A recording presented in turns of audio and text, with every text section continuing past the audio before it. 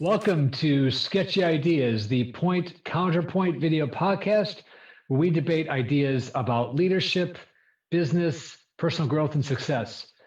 I'm Michael Rampolla. And I'm Brad James.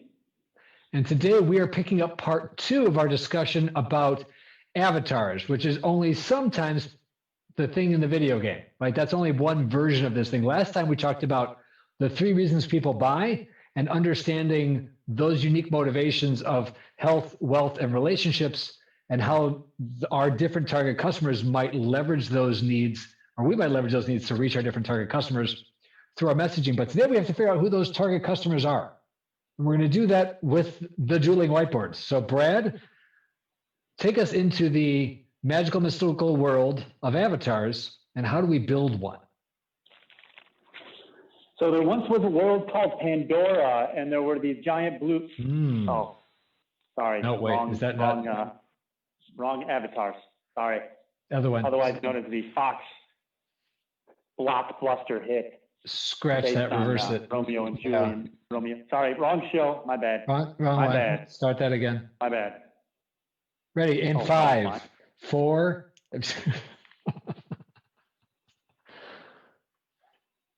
You sure we're not live? Pretty sure we're live. No, we're live. Are we live? Are we not live? Oh, good. I hope we're live. All right, go for it. All right, try that again, Brad. That's for avatars, and marketing and sales. Avatar.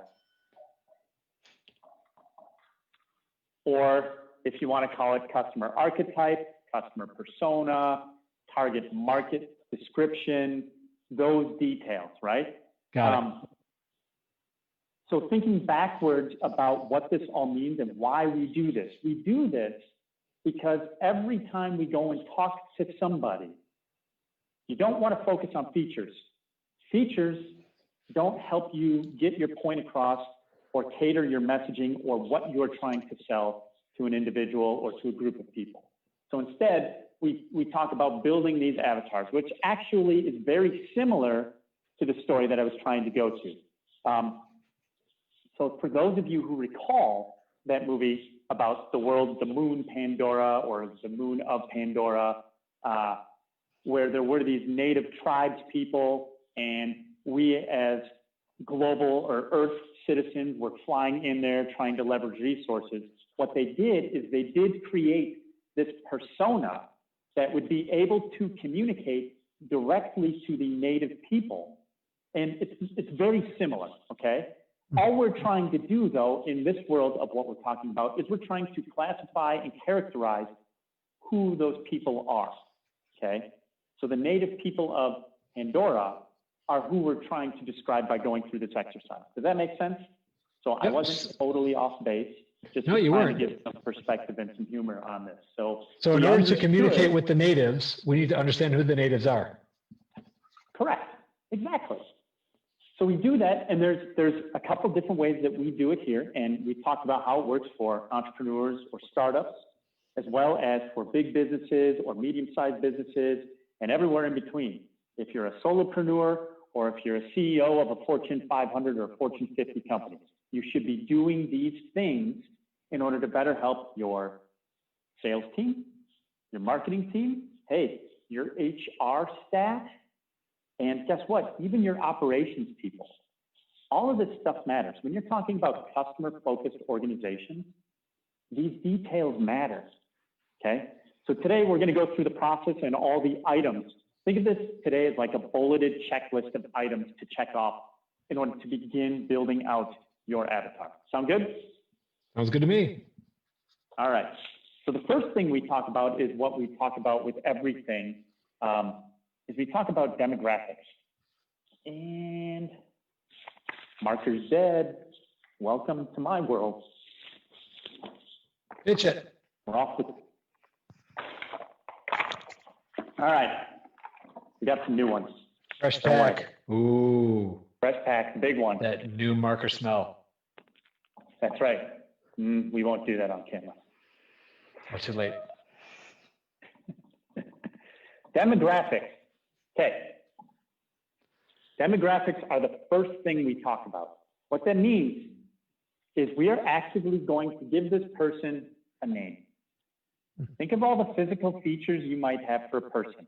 So a character in a story is going to have a name, they're going to have an age, they're going to classify themselves probably in some sort of, in a gender, or how they classify.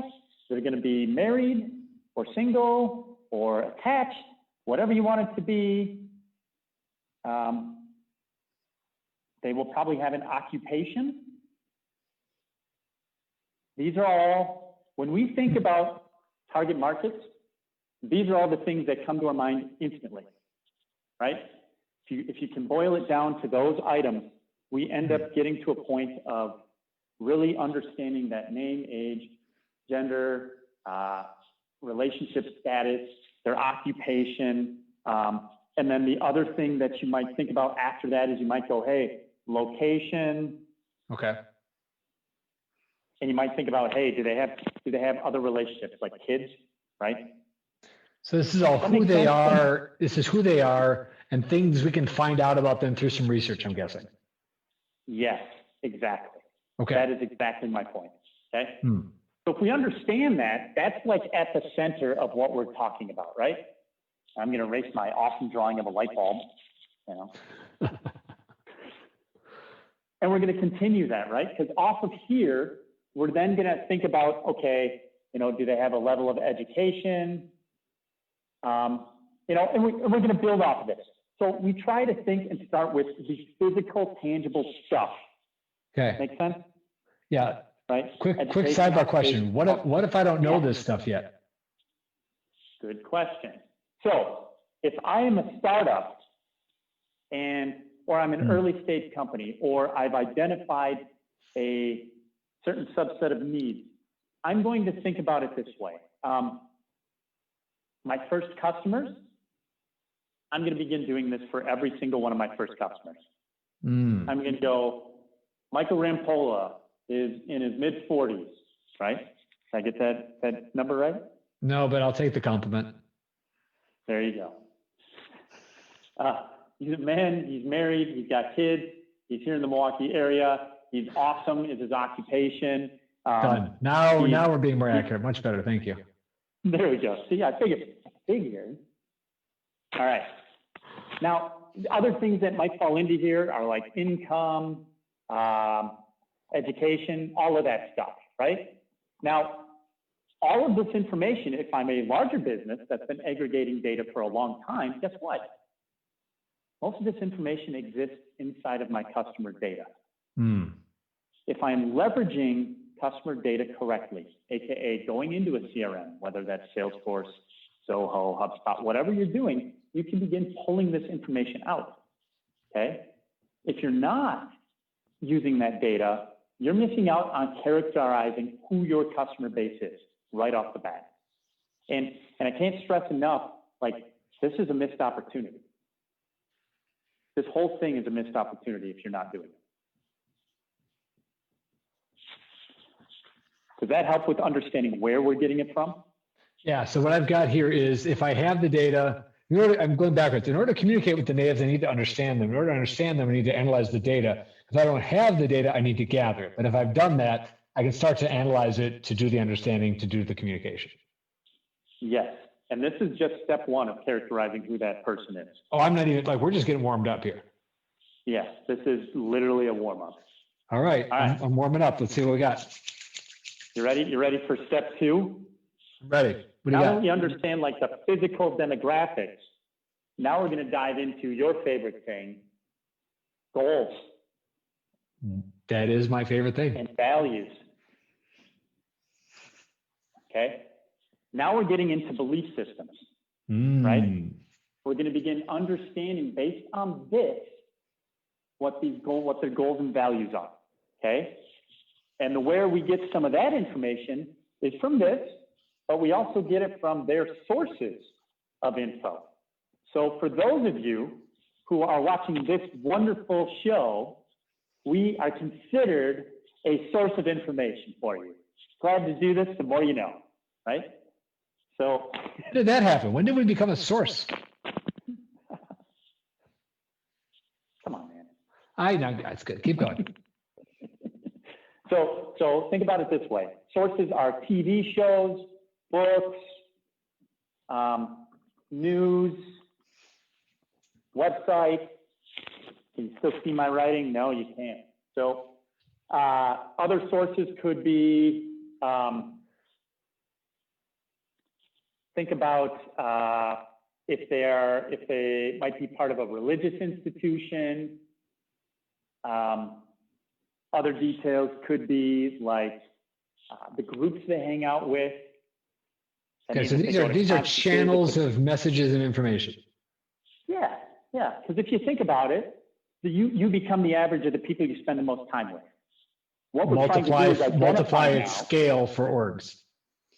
Correct. And you become the average of those 5 or the people you spend the most time with, because the information that is consistently pushed into your brain becomes innate because of the myelin sheath, and therefore you begin to generate values, and based on those values, you probably end up driving goals, and those goals help you with all of the demographics. I'm sorry, the what? As a result of the what? You used a big fancy science term. Can you go back to it? Oh, you're talking about the myelin sheath? Yeah, we're going to have to asterisk and define. So sidebar define the myelin sheath. All right. For all you neuroscientists out there, this isn't for you. This is for the people who are not familiar with brain psychology or neurology. Your nerve endings in your brain, and I'll do my best to draw this picture, right? Okay, I'll let you do it. You end up having like, this is a neuron, right? And they all connect. Absolutely. And so wrapped around this neuron, you have this material called myelin, and they call it the myelin sheath. And the reasons, what ends up happening is the more you reproduce using that neuron in that connectivity. So if you've got multiple of these tied together, right? So if I'm just, because I can't draw, right? These are all tied together. They're overlapping. These are all different neural cells. That's what a neuron is, neural cells. The more you take your brain through that thought process or through that exercise, that myelin sheath gets thicker and thicker and thicker, and it reinforces the use of it. This is why they say things like repetition when you're trying to practice something is so important, because it reinforces the myelin sheath, hence the term practice makes perfect. Going back to what I mean here is that based on the information that you continuously put into your brain or learn, the more you learn of the same information or ideas, the more it reinforces your beliefs. And the more you reinforce your beliefs, the stronger your values become based on that information. And the stronger your values become based on that information, the clearer your goals might become, or more specific or narrow they become, but the more impactful they might become. And therefore, your demographics adjust because of that. Does that answer your questions, Michael? That was beautiful science right there. I loved it. So repetition creates reinforcement. Reinforcement creates strength. The stronger the thing is, the more fixed it becomes, and the less likely to change, and therefore is a valuable data point that I can target with my messaging. Yeah, and I just got a text from one of my friends watching, and he just said nerd. So nerd. Oh, that's a total nerd alert. Yeah, no doubt. You got to hashtag nerd that one. Hashtag nerd. Nerd. Nerd up. Nerd. Nerd. Right. We've got 3 of 5 components of our customer avatar worksheet here that we're doing. All right. Okay? This is already ready for number 3/5 4? of the way there. Nice. Ready for number 4? I am. We have our goals and values. We have our sources of information. We have our demographics. Guess what? We have goals. And so in order to do that, we're going to deal with challenges and pain points. I can spell.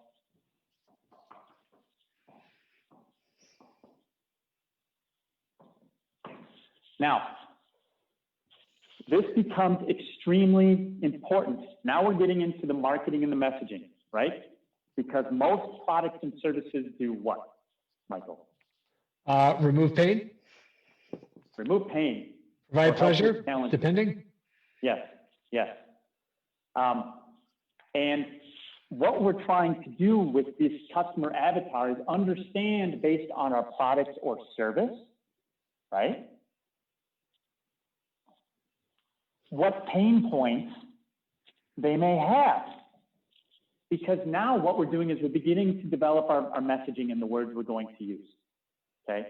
And without understanding what these challenges or pain points are, we can't speak to those desires. Got it. That means that, and we classify these things, right? Pain points. Pain points can be as small as, hey, when a mosquito bites you, it itches. It's a pain point, and it's insanely frustrating because that itch doesn't go away. There's multiple solutions for that, right? You can do the pre thing and wear long sleeves or put on bug spray, or you can do the post thing and use something like a itch stopper or something along those lines. All depends on what pain points is more frustrating and what goals that person might have, right? And their value system. Are they going to be somebody who's super prepared? Prime story of this, right? This is something my friends give me a hassle about all the time. You might notice that I always wear a sweatshirt or a coat or have one with me. I had noticed. Even when it's 100 degrees outside. You never know when you might win a trip to Alaska? I mean, I don't get it. What? There's a couple things. And he always said, so my dad used to work at a men's store, and he said, I always wear a coat. The reason is because if you don't use it at some point in time, the individual you are with, AKA your significant other, typically refuses to carry one, and now you look like the hero. So you're wearing a cape basically at all times is what you're trying to tell me. I'm wearing a cape all times, or a utility belt, depending on what you think. I love this idea. Pockets. Of course. All right. So there's your little hidden tip for the day. Always wear a coat, gentlemen. Are we good on challenges and pain points? Yeah, we're great, man. I'm going to draw your sport coat now. Good. All right. You're making me look bad, though, with your drawing. The last part that we dive into with building out our avatars, at least when we're building out this is, again, remember, this is just an outline, okay? This whole thing, all of this is just an outline. The last part we deal with is objections.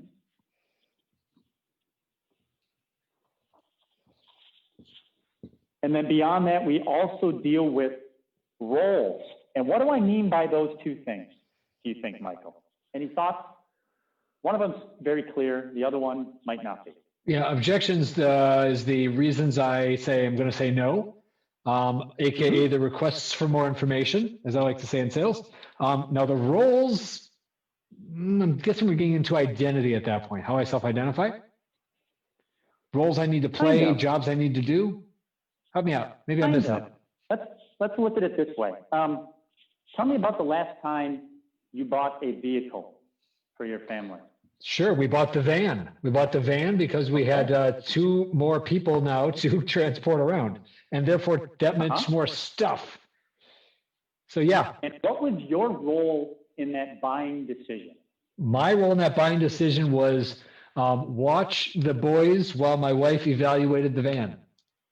Because she was going to be the primary driver and needed to meet her needs as a mother of identical twin boys. Okay. Therefore, if we were targeting Michael and we were selling cars, your role was important to the buying process, but you may or may not have been the decision maker in that. I was a stakeholder, but not a decision maker. I would absolutely agree. It's the same thing now if we look at outside of buying cars, really buying anything, right? A role, for example, in buying a computer for yourself could be, you might be one person who's using it, right? But you might have other people who you're not thinking about could be stakeholders, such as like the internet or people on the internet could make an impact on your placement. If you're in a company, this totally begins to make sense. If I am in a role and I am an employee, I am charged with going out and finding solutions, but I'm probably not the one making the decision, right? Because I don't own the company and therefore I am not paying for it. Typically, when we start talking about roles, especially in sales, and sales proposals, we talk about you're writing to at least 3 people. You're writing to a decision maker, you're writing to an admin who's like a gatekeeper and checking all the boxes, and you're writing to a technical expert. If we can remember that those 3 areas all the time when we're thinking about roles, it's the same thing in any decision, right? You're going to have somebody who's going to make the final decision. Doesn't matter what it is. You're going to have somebody who's going to be checking the boxes to make sure it fits all of the roles or all the pieces that are needed.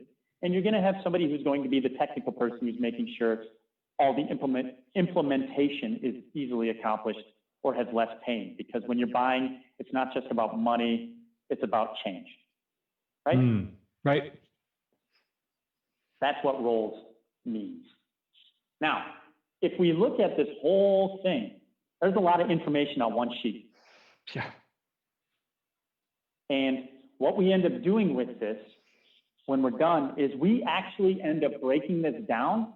And most of the avatars that I come up with, and for campaigns or for initial clients, we end up doing this for 3 to 6 different avatars.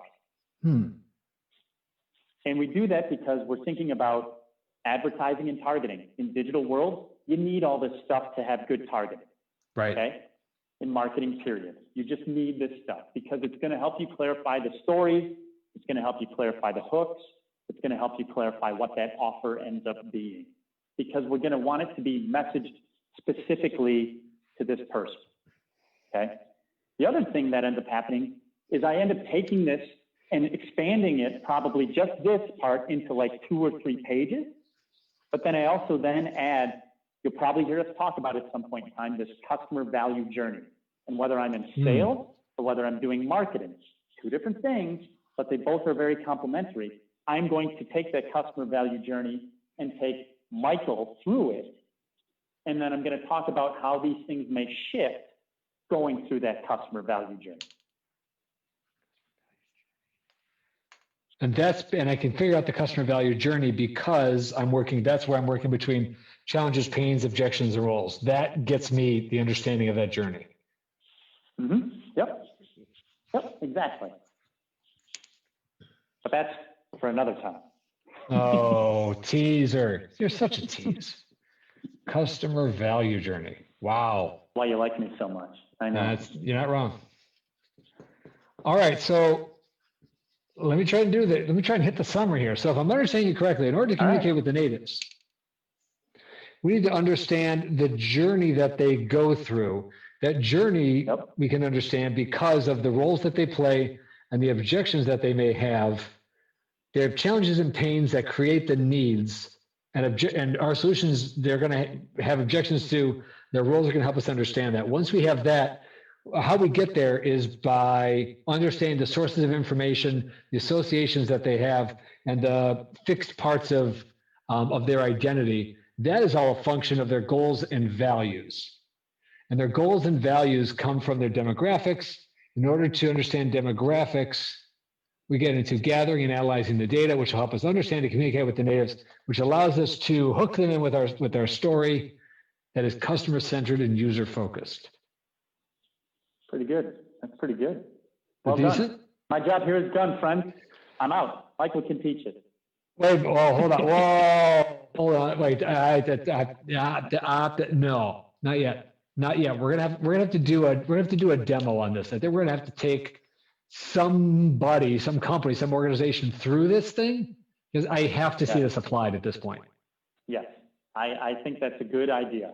So okay. Hopefully. So what should we do about that? I think if there's somebody out there watching that has never done this, but you've seen value in doing this, if you'd like to come on the show, we're more than happy to do that. But you have to come to us, right? Seems fair. It's not like this isn't we're gonna come after you, because one, you have to be comfortable handling Michael. It's true. It's true. 2, you got to be comfortable sharing a little bit about your business so that we can dissect this and build this out for you. That's true. And then guess what? The hook is this, is you're going to leave with a customer avatar that I promise if you take and apply to one part of your sales process or your marketing, whether it's advertising, your sales process that you're doing in your fact finder and the questions you're asking, or hey, tweaks to your website or your social media presence, I promise you, you're going to see a difference and you're going to see an impact. You will. And you know what? Your whole business is going to get easier too, because rather than trying to sell to the whole 7.2 billion people in the world, now you're only selling to a much smaller group, which then creates a halo effect, and you're going to have more efficiency and effectivity in the time you're spending.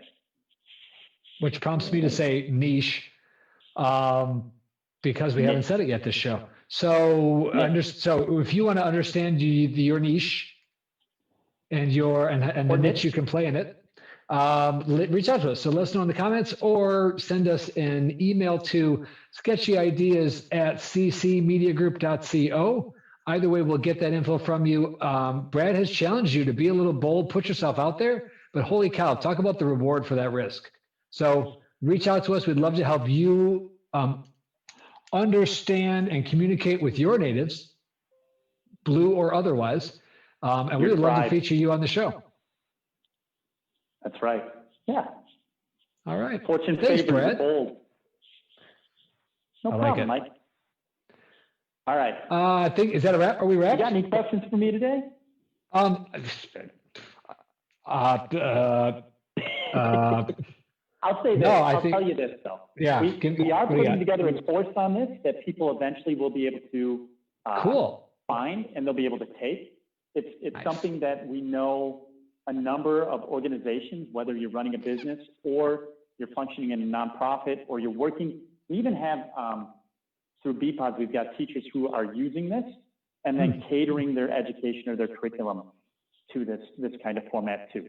Oh, that's cool. They're trying to build bridges to maybe they come from a very different background than who they're teaching. And this puts things into classification for them to be able to maybe bridge that empathy gap or that buy-in gap that I know a lot of teachers fight.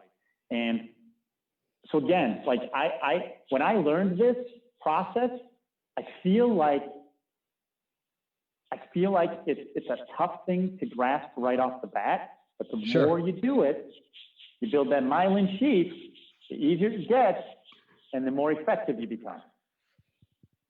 I like it. Well done, sir. Well sold.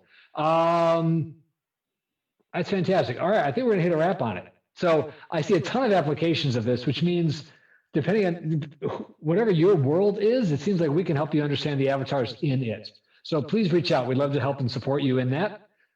Let's hit a wrap. I'm Michael Rampolla. I'm Brad James. This has been Sketchy Ideas. And remember, just because it's a sketchy idea doesn't mean it's not worth exploring. Thanks everybody for your time today. We'll see you next week. Until then. Take care, everybody.